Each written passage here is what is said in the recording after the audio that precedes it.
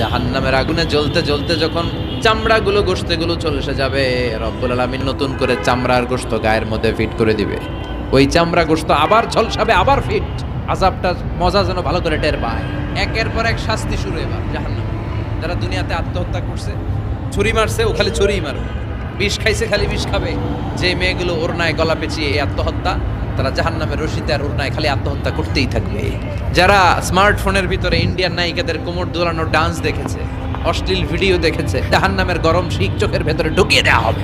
যারা মিথ্যা বলতো, ওদেরকে এক লাইন জাহান্নামের ছুরি দিয়ে কুচি কুচি করে জিব্বাটা কাটা হবে।